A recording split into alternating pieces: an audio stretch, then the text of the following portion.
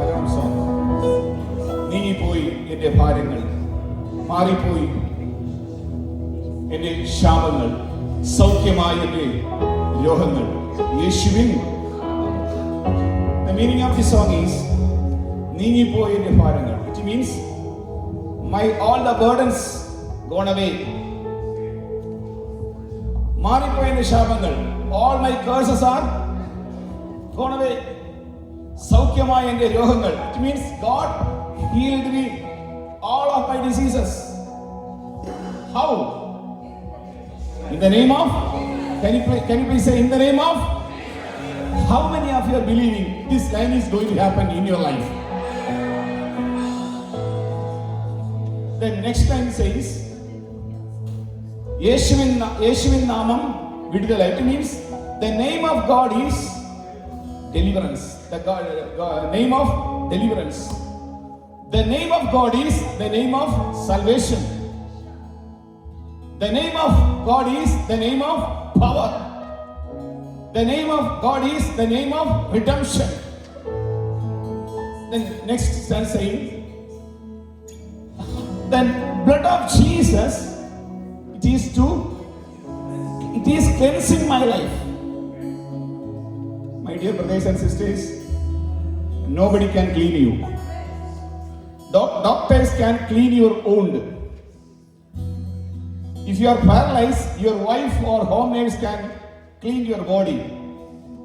But in your heart, no wife, no home nurse, no doctor, no one except Jesus, no one can. That is the power of the blood of Jesus. Then the blood of Jesus is going to heal you. The blood of Jesus is washing you. The blood of Jesus is going to redeem you. That's a wonderful meaning. The meaning of that song. So we are all going to sing and let us experience that the word. Lord, if you feel guiltiness in your life, ask God to clean your heart.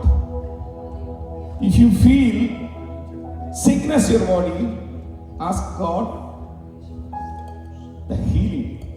If you feel the curses, the curses will come, the traditional curses. Curses are the traditional which come to other family. Come to the generation to generation. Abraham's life, even though he called by God, after receiving the call, he was trapped by one of the king. So he says, because of that, Sarah is my sister. Same thing has happened to Isaac's life. Same trap came to Isaac's life. Isaac also says, Rebecca is my. ചില ശാപങ്ങൾ ഇങ്ങനെ തലമുറയായിട്ട് വരും. അബ്രഹാമിന് വിളി വന്നതിന് ശേഷമായി ഇത് ഉണ്ടായത്. വിശ്വാസികളുടെ പിതാവായതിനു ശേഷമാണ്. മോറിയ മലയിൽ ദൈവത്തിന്റെ കരുതലൊക്കെ വെളിപ്പെട്ട അബ്രഹാമാ. ചിലതിനൊക്കെ അങ്ങനെയൊക്കെ ആണെങ്കിലും വിടുതൽ എന്റെ അപ്പൻ പ്രാർത്ഥിച്ചത് കൊണ്ട് എനിക്ക് വിടുതൽ നടക്കണമെന്നില്ല. വിടുതൽ നടക്കണമെങ്കിൽ നമ്മൾ നമ്മുടെ കർത്താവിനോട് പ്രാർത്ഥിക്കണം. The healing, if you are waiting for the healing, you need to pray for yourself. Commit yourself.